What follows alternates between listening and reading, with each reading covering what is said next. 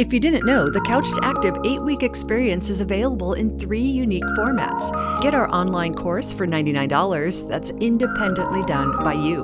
Or do one-on-one coaching with me, which is your full VIP program to make sure you're getting it right. And brand new, the Pen Pal experience. Unique, fully pen and paper through the snail mail, you will complete the Couch to Active program. Choose the experience that will help you smile. Well, good morning there. It's Lynn Lindberg, your Bad Couch Guru. Today we are talking about the Mediterranean diet. This is number 10 out of 20 of our diet series. If you are new to this, go back, listen to number 1, and just work your way through these. There is a little bit of method to my madness in the order of how these come about.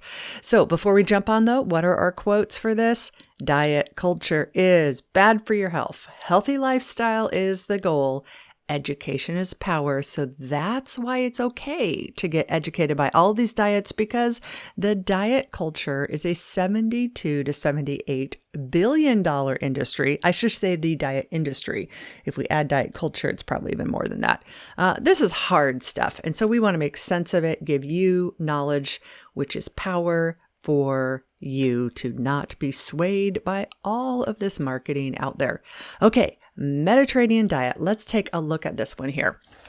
Mediterranean diet. What is it? It is not a program like the Beachbody or Whole30 that's been coined and given to you as a way to sell you something to buy specific. The Mediterranean diet is actually one of those just ways of eating on the planet.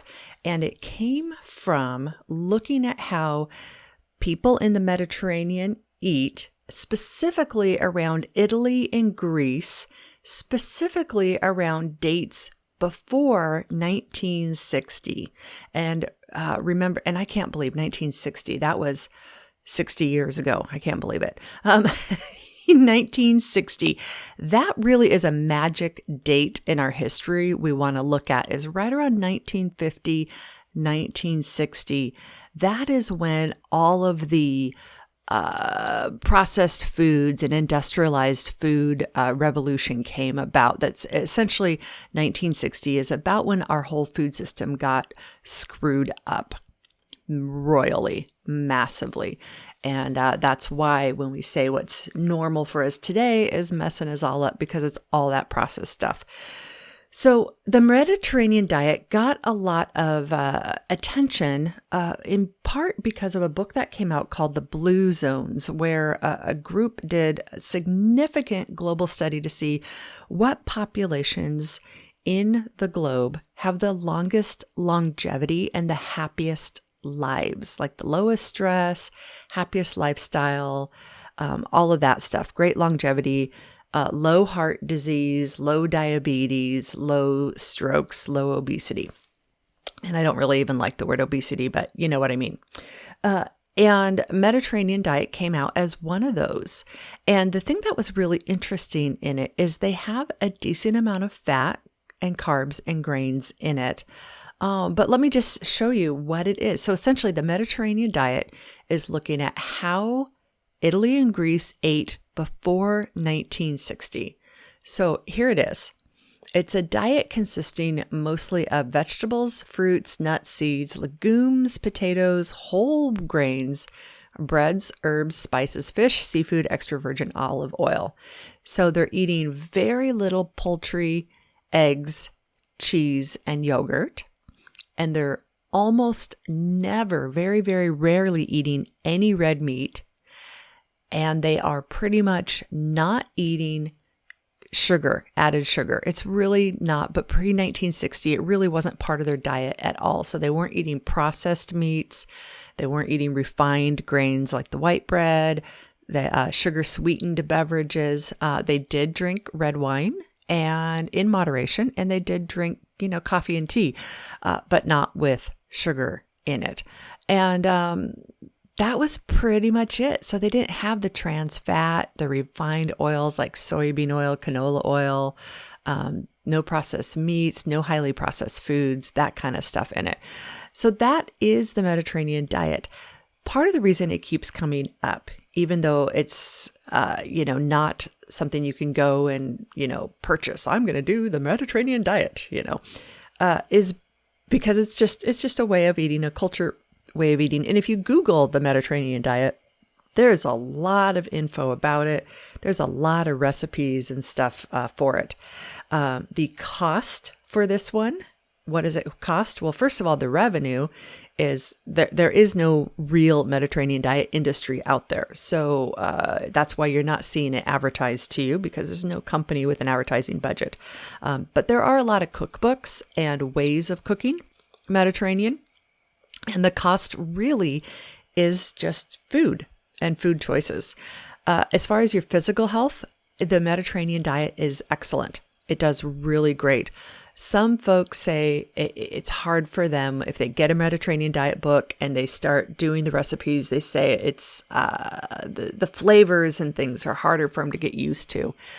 That used to be me too. And I learned that once my palate got used to no sugar and my palate got used to eating well, then all of a sudden, most of these Mediterranean diet dishes sound like really good to me. Social health, mental health, special circumstances. Mediterranean diet's great for everybody. Socially, there are a lot of great recipes. So if you're getting together for a potluck, I don't know, post-COVID, I don't know, depends on where you live in the country, you can bring a great dish that follows the Mediterranean diet, and then you can go to your potluck knowing you have something safe and healthy to eat, and socially you're cool. It is different from the standard American diet. So if you're going to go to a pub that just serves burgers and fries, you're going to struggle to stay on that Mediterranean diet. But really, it's good for everybody. Would I do it? Yes, and I do. I don't live strictly by the Mediterranean diet, but one thing I find really interesting about it is the Mediterranean diet. If you lived in Italy or Greece in the 1960s, you didn't know this, but you actually live by the principles of intuitive eating. And that's kind of one of the holy grails we're looking at.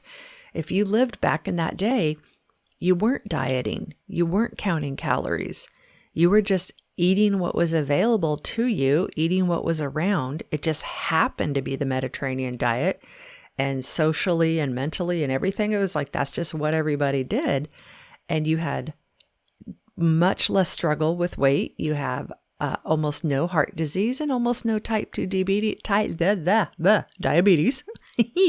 And you lived a very long life. You had long longevity. So that's what makes it so interesting to look at, is because there are cultures that have done it right in the past that are really great to model. So I cook a fair bit of Mediterranean, and really the number one thing for me is no sugar. That's it. That's the biggest one, is getting the sugar out of your diet as much as possible, because it helps with the cravings, yada, yada, yada. We've talked about this before. Yeah, I know. So there you go, friends.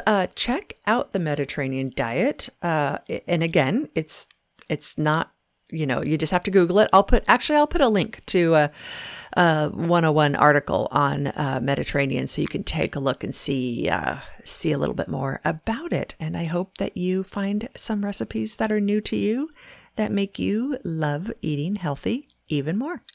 Alrighty, friends. Tomorrow, we're going to take a look at paleo and keto, both of those tomorrow. It's probably going to be a little bit of a longer episode, but good stuff coming up. All right. Have a great day. Bye-bye.